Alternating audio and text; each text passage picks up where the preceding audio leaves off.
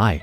안토니가 베티스에서 26경기 9골 5도움이라고? 이거 다른 곳에 보내기 아깝구만. 오른쪽 윙백으로 한번 써야겠어. 이거 군침 도는구만. 잠깐! 윙백이라니 싫어! 아무리 나랑 싸워서 내가 이기면 난 다른 팀으로 가겠어. 만약 진다면 남아서 윙백이 되어주지. 안토니 대 아모림 세기의 대결. 윙백은 절대 싫어. 다른 팀으로 갈 테야. 그린비스트 고슛! 짝발 윙백이라니 군침이 도는군. 넌 내 거야 안토니. 레드데빌즈 고슛!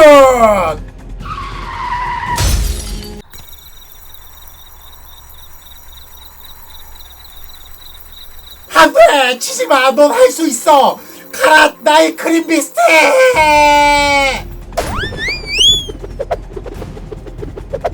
야, 안돼! 내 안토니!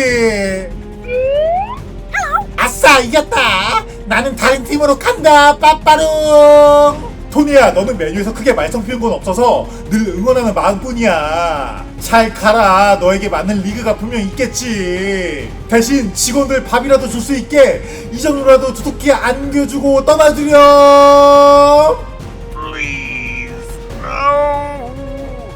글로리 송메뉴. 구독과 좋아요는 큰 힘이 됩니다. 화이팅!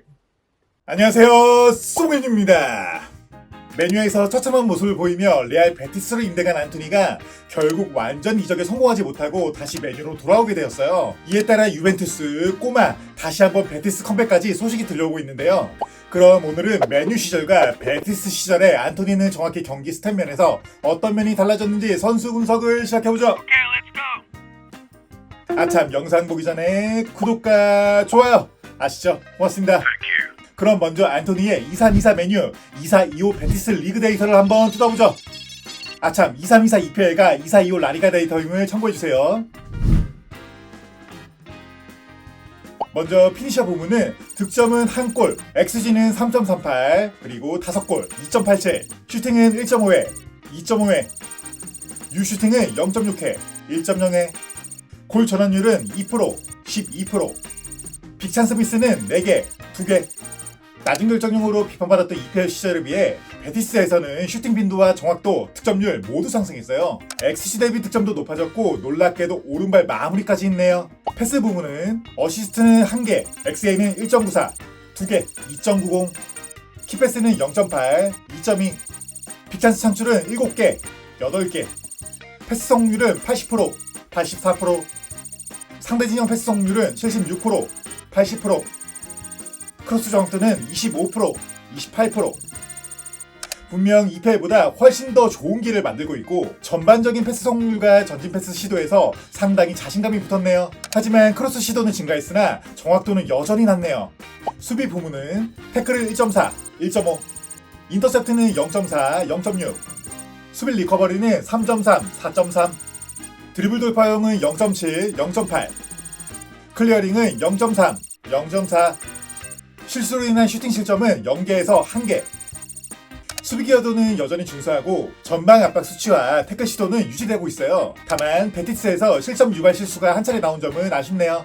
드리블 기타 부분은 성공 드리블 0.9 44%, 1.4 42%, 총 경합 승리는 3.4 47%, 4.8 46%, 지상 경합은 3.4 53%, 4.5 48%, 공중 경합은 0.1 8%, 0.3 26%, 볼 소유권 상실이 7.1, 15.1, 파울 유도는 1.1, 1.6, 드리블 횟수는 늘었지만 효율은 여전히 좋지 않네요. 볼 터치 증가와 함께 턴오버도 늘어났고 이는 고립된 경우가 더 많아졌다는 의미죠.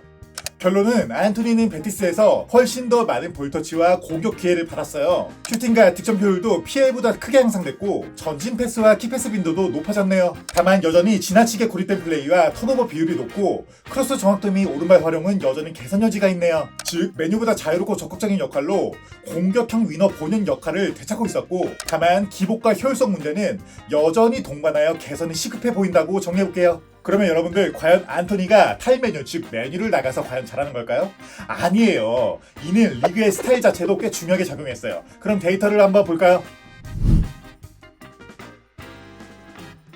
첫 번째로 접촉 허용 기준 및 파울 판정을 살펴보면 라리가는 24-25 시즌 경기당 평균 파울수는 약 24.8회로 공격수 보호를 위한 엄격한 파울 판정 특징이 있었다고 보면 되고, EPL은 같은 시즌 평균 파울수는 약 20.9회로 신체 접촉에 관대한 편이며 흐름을 중시하는 판정 경향이 있죠. 이는 즉 안토니는 EPL에서 몸싸움을 당하더라도 파울이 불리지 않는 빈도가 많아 공격 흐름을 유지하기 굉장히 힘들었다고 보면 되겠죠. 그리고 수비 압박 강도를 살펴보면 라리가는 24-25 시즌 평균 PPDA는 약 11.7로 수비 압박 강도가 상대적으로 낮았어요. EPL은 같은 시즌 평균 PPDA는 약 10.2로 전방부터 강한 압박을 가하는 경향이 있죠. 이는 즉 안토니는 강한 압박을 받는 좁은 공간에서는 전혀 힘을 쓰지 못하는 스타일이라는 걸 반증하죠. 라리가는 상대적으로 넓은 공간과 느린 압박으로 안토니가 볼터치와 패스 선택에 대한 여유를 가질 수 있었다고 보면 되겠네요. 정리하면 안토니의 라리가에서 향상된 활약은 리그의 경기 스타일과 판정 기준의 차이에 상당히 기인했어요. 라리가의 엄격한 파울 판정과 낮은 수비 압박 강도는 안토니에게 더 많은 공간과 시간을 제공하여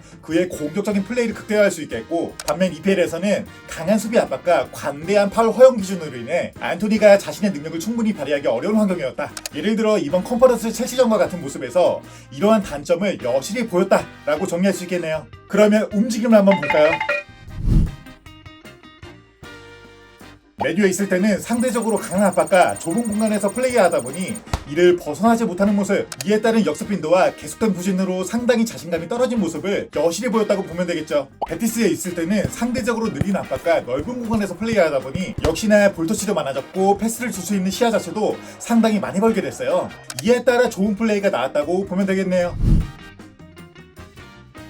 안토니는 레시포드, 산초처럼 문제를 일으킨 적은 없어요. 그래도 정말 열심히 뛰었죠. 1,400억이라는 높은 이적료의 활약은 없었지만 그래도 팬들 앞에서 팽이를 돌리는 모습도 보여주고 캐릭터성은 확실히 나름 강했던 것 같아요. 하지만 여실히 숫자나 데이터로 보면 안토니에게 맞지 않은 리그이고 공간이 넓게 발생했을 때 퍼포먼스가 나오는 유형이라 아무래도 PL에 다시 돌아오기는 무리로 보이죠. 또다시 돌아온다 한들 부진에 빠질 확률이 굉장히 높다는 생각이 들고요.